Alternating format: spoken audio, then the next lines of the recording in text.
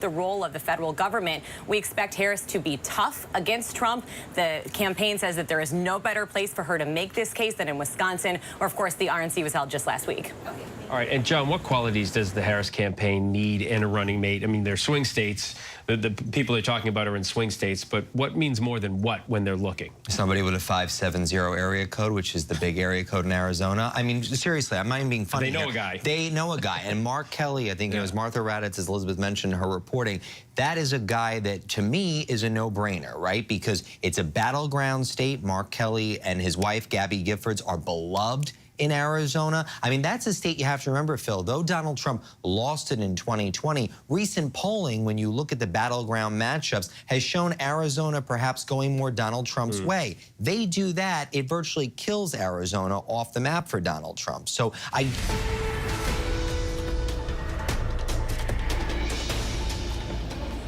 I'm Jay O'Brien on Capitol Hill. We're coming to you now with breaking news here on ABC News Live. Two sources have confirmed to ABC News that Secret Service Director Cheatle, Secret Service Director Kim Cheatle, has resigned in the wake of that assassination attempt on former President Trump just about a week ago, and the Secret Service's handling of security around that venue in Butler, Pennsylvania. It was an open-air venue, remember, the gunman able to get on a rooftop with an AR-15 rifle and get off rounds before he was killed by a Secret Service sniper. Here on Capitol Hill, there has been a repeated calls for Cheatle to resign, particularly from House Republicans and at least one congressional Democrat. They have said there was a failure. They have said that the Secret Service was responsible.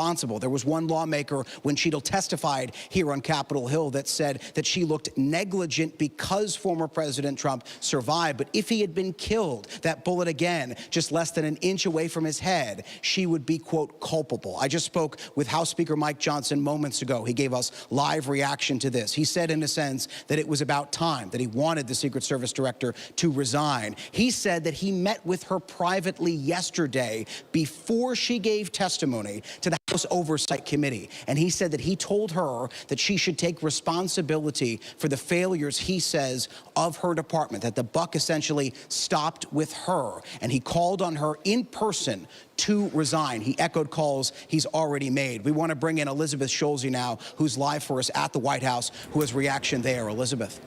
Well, Jay, we know that President Biden has ordered this independent review of the Secret Service and the security in the wake of that assassination attempt against former President Trump. The White House, including the Homeland Security Secretary, had previously said that they have 100% confidence in Director Cheatle, but it has become very clear over the past few days and in the wake of those hearings just how much of a security lapse this is that has ultimately forced her to step down.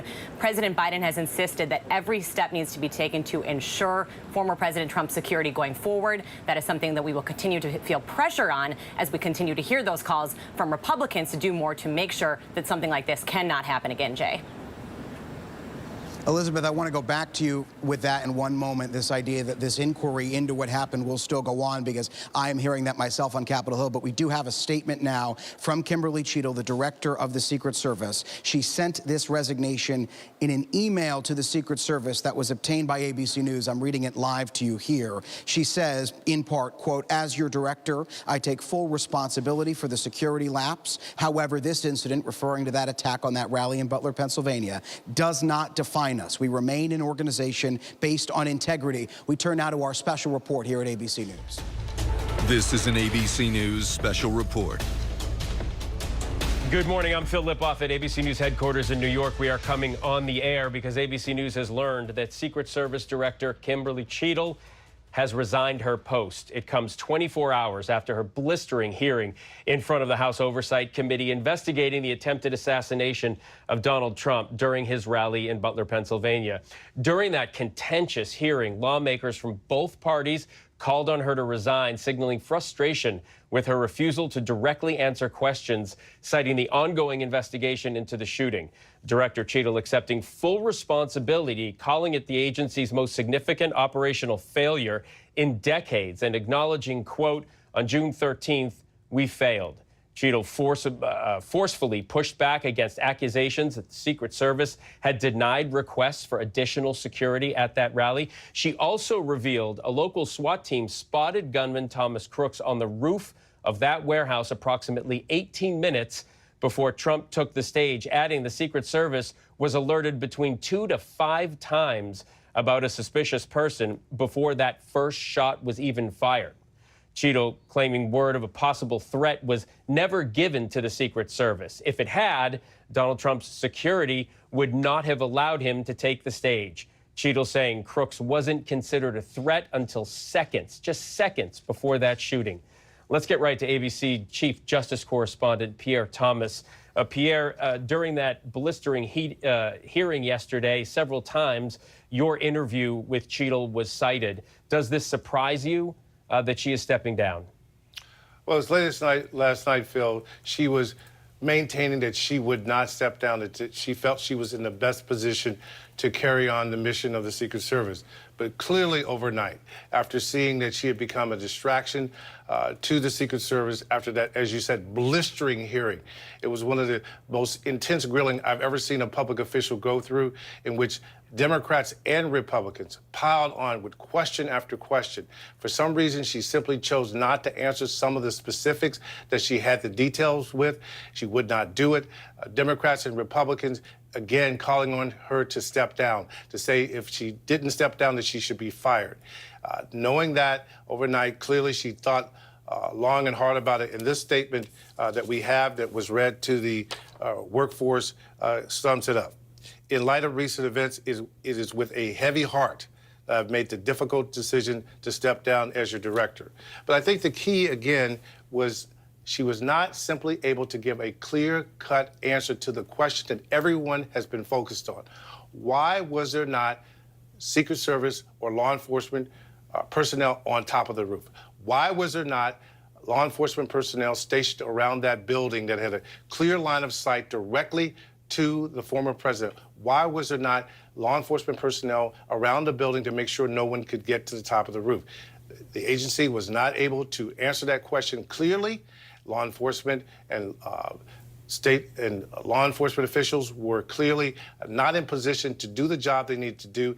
And Phil, I think the key thing is she talked about the notion that there were operational plans discussed, but she would not identify the people at the Secret Service who were responsible for putting that plan in place. Given that, law enforcement officials said you're stonewalling.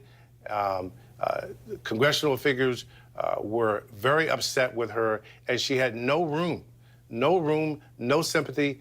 I've never seen a hearing quite like we saw yesterday. Yeah, and Pierre, at one point, some frustrated lawmaker actually said, you gave the ABC News reporter more answers than you're giving us. It just seemed like whether she was prepared or not prepared, she could have told lawmakers, hey, this is an active investigation. I can't give these details, but she couldn't even do that yesterday, Pierre. Phil, here's a key thing. We know for a fact that the FBI and the Secret Service briefed members of Congress last week with a tick-tock, blow by blow, about what they knew at this moment in terms of what happened in terms of the assassination attempt. Why she did not give that information that they gave to Congress behind closed doors more openly will be a question that's pondered, and it's the reason why she's no longer in office today. And Aaron Katersky is here with me in studio. Aaron, we heard Pierre talk a little bit about that, but you have her full resignation letter here. The resignation letter was sent in a message to the workforce a little less than a half hour ago, Phil, and it simply said that she did not want those bipartisan calls for her resignation to become a distraction. And so she says, with a heavy heart, she has made the difficult decision to step down as director. These bipartisan calls came almost immediately as soon as that hearing started. And the final one came from Jamie Raskin, the ranking member, who waited until the 4-hour hearing concluded before he said publicly that she didn't seem to have a choice but to resign. There wasn't a way that she was going to survive, given what many in the committee viewed as the failings of the Secret Service, which she says she takes full responsibility for, what she called a security lapse. But after the bipartisan calls, Phil, the writing was on the wall. Yeah, and she said the buck stops here, and today the buck stopped with her. Aaron, thank you. Pierre, thank you as well. Our coverage continues on ABC News Live and abcnews.com. We'll have a full wrap-up on World News Tonight with David Muir. For now, I'm Phil Lipoff. We'll see you soon.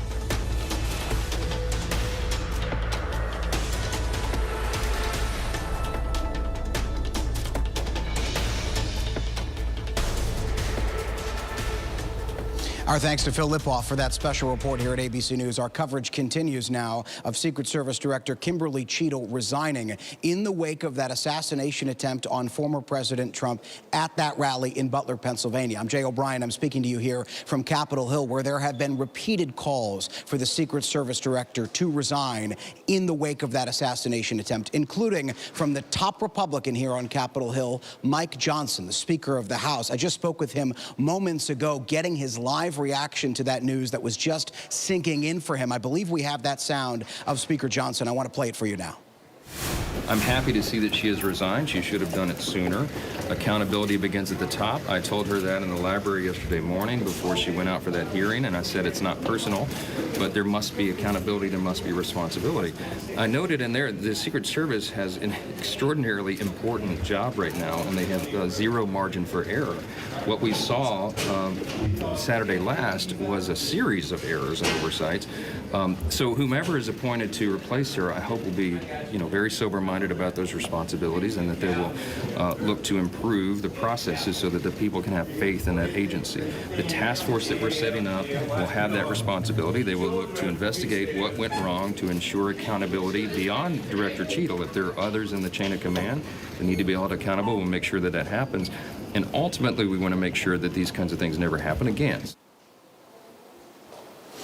Couple things to keep in mind with what the speaker just said. The first is you heard him talk there about a conversation he had in the quote-unquote library. That is because Speaker Mike Johnson made a rare appearance at that oversight hearing in which the Secret Service Director testified yesterday. Before the hearing, he met with her privately. Again, it is very rare for a Speaker of the House to do that, and he recounted for us there in the hallway behind me just moments ago that he said to her he believes that she should resign, and believes that her failure, the failure of her agency, goes all the way up to the top. He also said that there will continue to be that congressional task force investigation into what happened there at Butler, Pennsylvania. To talk about all this, I want to bring in my colleague Elizabeth Schulze, who is live for us at the White House. Elizabeth, are we hearing reaction from the administration? And also help us unpack a little bit of these investigations that we do expect to continue.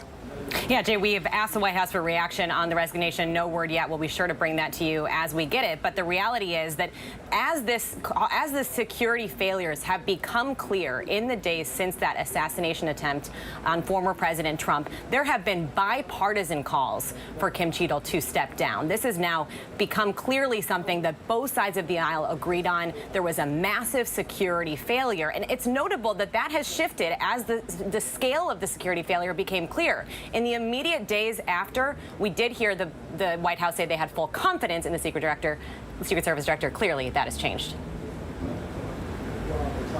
All right, Elizabeth, thank you so much. I'll take it back here at the desk. Jay, thank you as well. I want to bring in now Pierre Thomas and Aaron Katersky, who were with us for the special report just a short time ago. Pierre, let me start with you.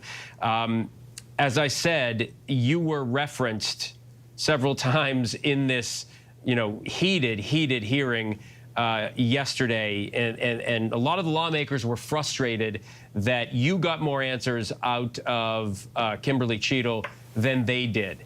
Can you tell me why that is? Why couldn't she answer their questions?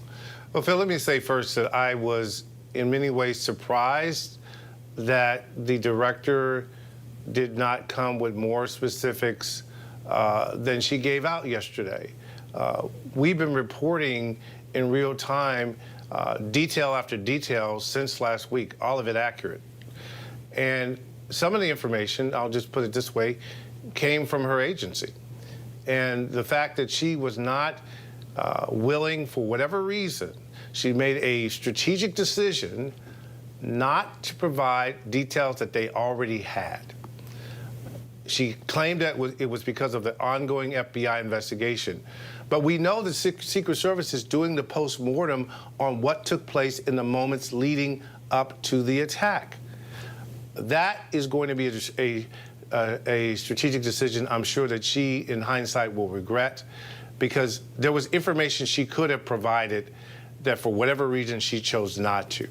I was perplexed watching the hearing, seeing her take all this incoming on questions she had an answer to. For example, the number of shell casings found on top of the roof where the shooter was killed.